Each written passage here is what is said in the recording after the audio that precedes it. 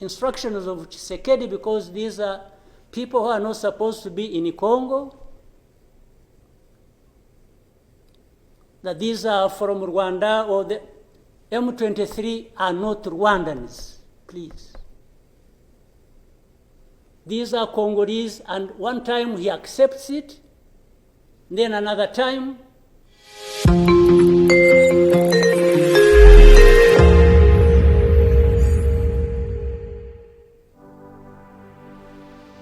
what did we want from the beginning?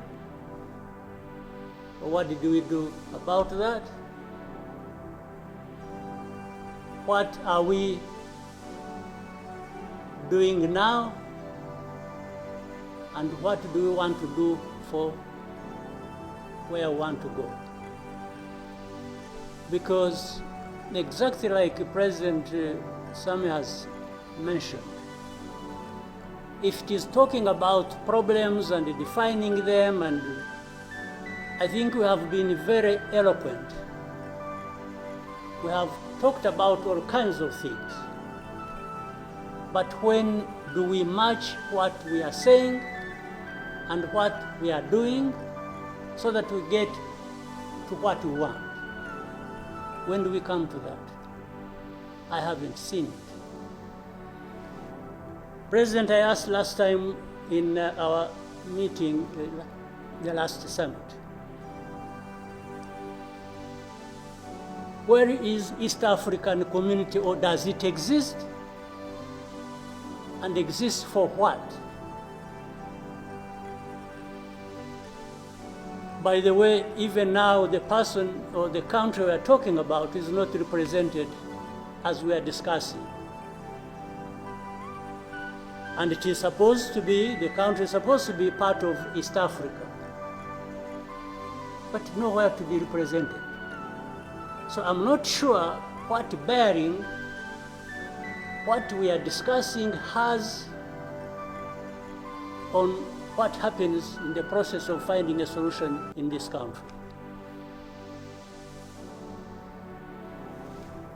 I'll move on.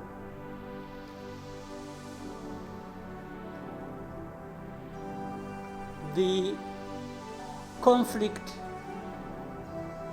that was created from the time we had the East African community get involved in trying to help in Congo, and later on when the East African force was trying its best and we are seeing progress, Tshisekedi decided they are not doing what he wanted and went to SADC. SADC agreed he would come and do what he wanted and sent everybody packing. And that we complied and kept quiet. What really did we expect to come out of this? Now, worse still, I think even in East Africa itself, ourselves, maybe we have different understanding of what the problem is, and we have never come together to agree or even disagree and find a way to come together finally to do what we ought to do to deal with this problem. Or we simply decided, each country, to move on its own with a different agenda arising out of involvement or whatever in Congo, and that was enough. If your interests were catered for by Tshisekedi, that was fine. Even if the others' interests or concerns were not taken care of. You can imagine, therefore, what chaos comes out of that kind of situation. We are, on one hand, assuming or pretending we are coming together over an issue and trying to find a solution, while at the same time, each country is pulling in its own direction, different from the others. This is the fact of the matter. Now, but even if we were doing everything right, all of us, nothing is going to come out of it until those mainly concerned are also part of it and participating and contributing to the success of the process through which they are getting the support. But if the parties decide or accept to be manipulated, because, and by the way, that's exactly what happened, and I think in Congo, there are experts for doing that. They would go to one party and promise them something, and then they would decide to keep quiet about what is obviously going to result into problems like we are seeing today. And today, this morning, I spoke with the President of South Africa, who sought me out to speak with me on this matter because of their involvement in Eastern Congo. And he's also there pretending to be playing a peacemaker role.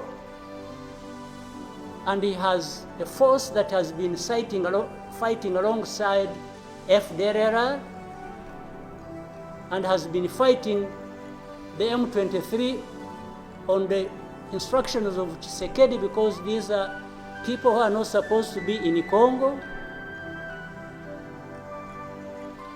That these are from Rwanda, or the M23 are not Rwandans, please.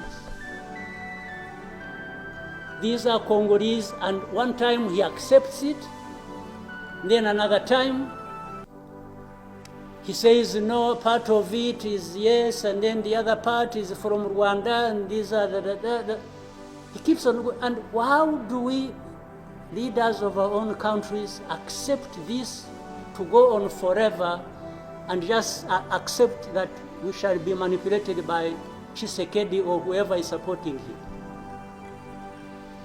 And South Africa dares even issue threats about what is likely to happen after that, and so on and so forth. Of course, we will see what threats they are talking about. Maybe they should have done that exactly for which they have been issuing threats.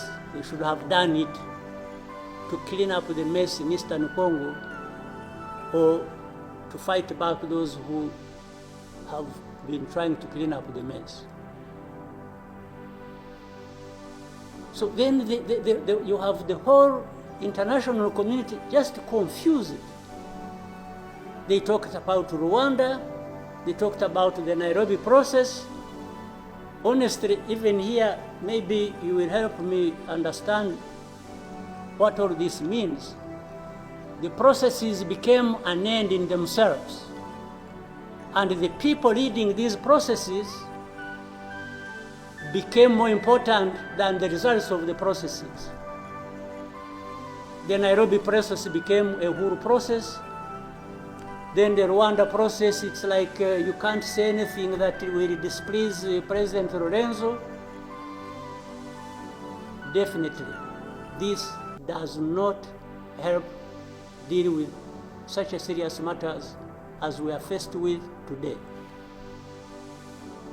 that in the end, just because they can't be addressed, we have such a situation like we have now.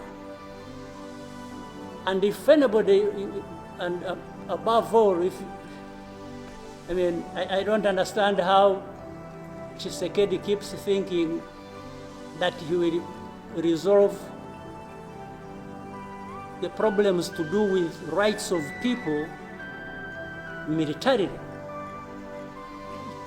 Kill them, shoot them, bring in forces that are ready to help,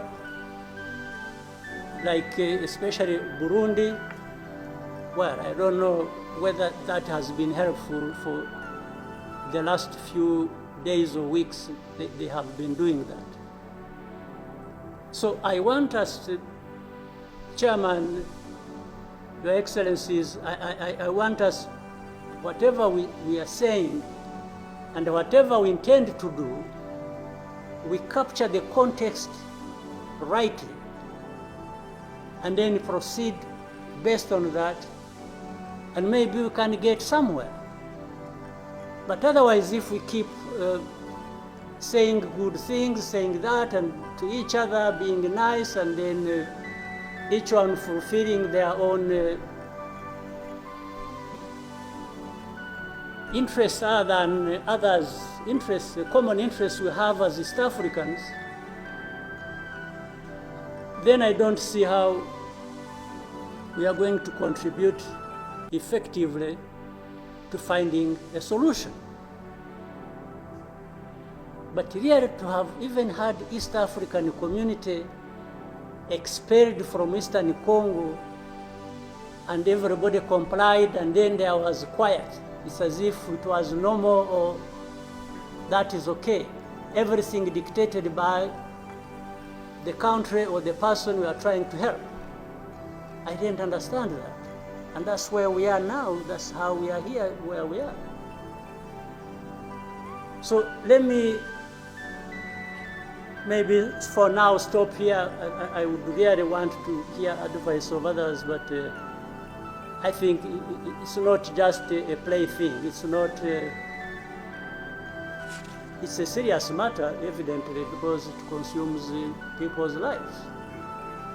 And the other day, 2-3 days ago, we lost people. There was a lot of sharing from Eastern Congo, from Goma, and killed a dozen people and injured hundreds. We will definitely take care of that. There's no question about it. Thank you, Mr. Chairman.